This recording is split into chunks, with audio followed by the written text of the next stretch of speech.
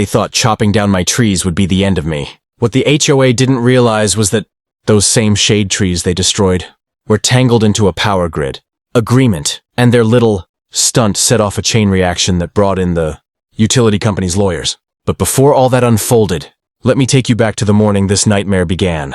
It was one of those blistering hot summer days where the sun seems to hang over you like punishment. I had just poured myself a glass of iced tea when the sound of buzzing chainsaws erupted outside. At first, I thought the county was trimming roadside branches, but when I looked out my window, my heart dropped. A crew of men in bright vests were on ladders, sawing into the very sycamores I had planted 30 years ago. Those trees weren't just decoration. They were my family's refuge from the heat, the natural canopy that cooled the house so we barely needed to run the AC. They had history carved into them, initials from my kids, and even a treehouse built by my son back in high school. To see them butchered without warning felt like watching someone tear pages out of our family album. I stormed out onto the lawn, shouting for them to stop.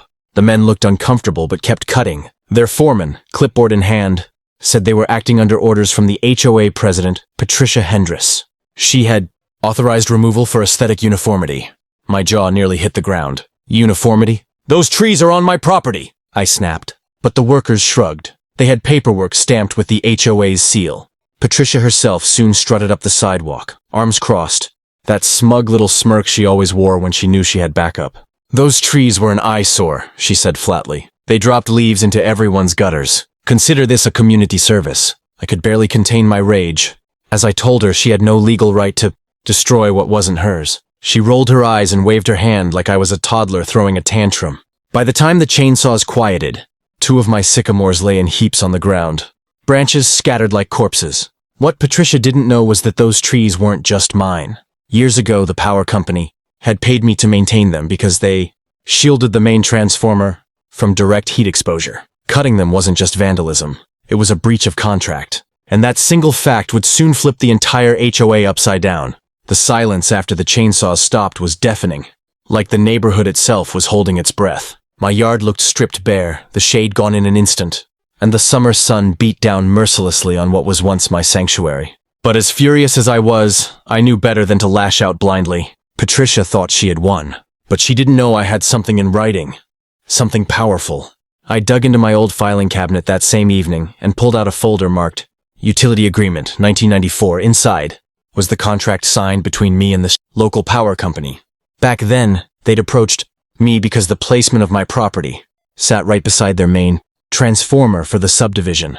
My sycamores weren't just for show. They acted as a living shield, reducing overheating risks and saving them thousands in cooling maintenance. In return, they paid me a stipend and added a clause that I was responsible for ensuring the trees stayed healthy. Now those trees were stumps. The HOA hadn't just overstepped property rights, they had interfered with a corporate infrastructure deal. And if there's one thing I knew, it was that utility companies don't take kindly to anyone messing with their equipment. The next morning, I made the call. A rep named Dan picked up, and when I explained what had happened, his tone shifted from casual to alarmed in seconds. He asked for pictures, documentation, and the HOA's paperwork. I sent it all over. By lunchtime, he'd called me back with words that sent a chill down my spine. This isn't just a property dispute. This is liability. If that transformer overheats now, your HOA could be on the hook for millions. I could practically see Patricia's smug face crumbling. For years, she had bullied residents with fines, nitpicking every flower pot and mailbox color. But now, her arrogance had landed the entire HOA in deep water with a company far bigger and scarier than me. That afternoon, a white utility truck pulled up outside. 2 engineers stepped out, hard hats on, and began inspecting the damage. Neighbors came out to watch, murmuring as the men shook their heads at the naked transformer now exposed to the blazing sun. One of them muttered, "This is a code violation waiting to happen." Patricia strutted out again, trying to assert control. "Excuse me, this is HOA business," she snapped at them. But Dan himself arrived minutes later, a tall man with a badge clipped to his belt. He introduced himself, then held up the contract she had violated. The look on Patricia's face when he said, "Ma'am, you may have just cost us millions," was priceless. Patricia wasn't used to being challenged, and it showed. She crossed her arms, lips pressed into a thin line, but Dan didn't flinch.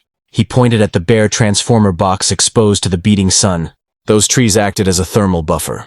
Without them, we risk overload. You authorized their removal. That makes the HOA directly liable. Neighbors shifted uneasily on their lawns. For years, Patricia had ruled with an iron fist, threatening fines for unapproved paint colors, demanding lawn heights be measured, even ordering one family to take down a porch swing because it wasn't in keeping with community standards. Now, for the first time, someone with actual authority was standing up to her. Patricia tried her usual tactic, deflection. Those trees were unsightly. They dropped debris into multiple yards. I acted in the interest of community safety. Dan arched an eyebrow.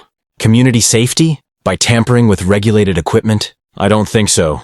The contract is clear. You destroyed utility-protected assets. That's corporate property damage. Her face flushed crimson. Those trees were on his land, she barked, pointing at me like I was the villain. I smiled faintly, holding up my copy of the contract. Yes, they were. And they were under a utility agreement you clearly never bothered to ask about. Gasps rippled through the crowd. Suddenly, the power dynamics had shifted. Patricia wasn't the all-powerful queen bee anymore. She was cornered prey. Dan didn't waste time. He made a few calls, and within an hour, 2 more utility trucks rolled in.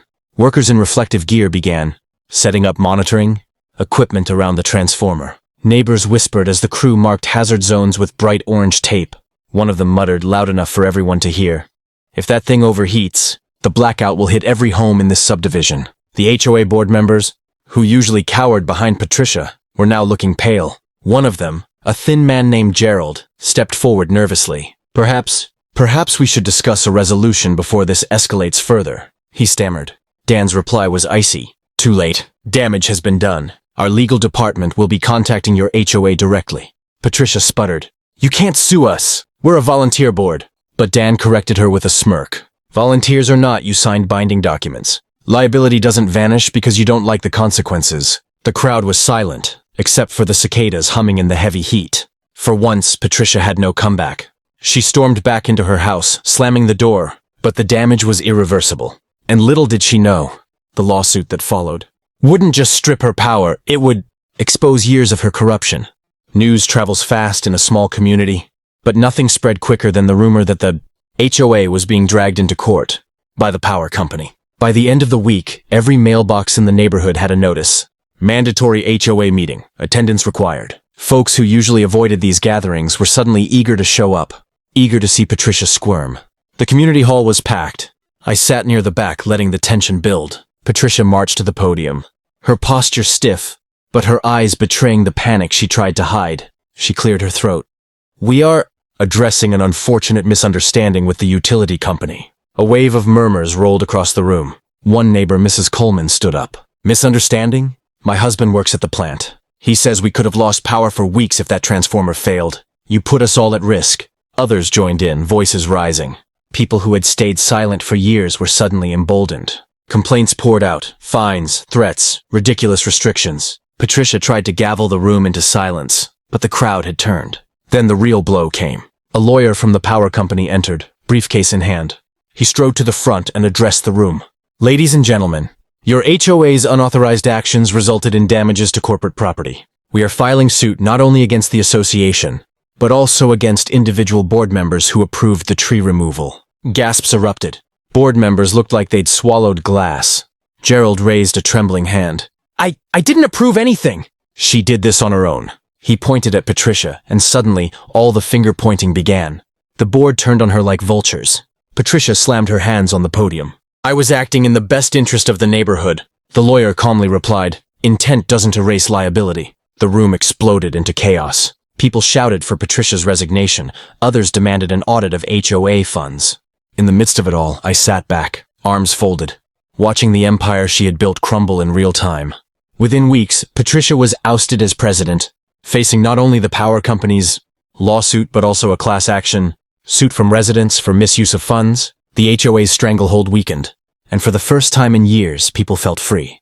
As for me, I planted new trees. The power company even helped cover the cost, ensuring the transformer was shaded once again. Every time I sat on my porch beneath those fresh saplings, I couldn't help but smile. The HOA thought they could cut down my trees. Instead, they cut down their own power. If you enjoyed this story, don't forget to like, share, and subscribe for more crazy HOA and Karen tales. And hey, drop a comment below about what you would have done in this situation.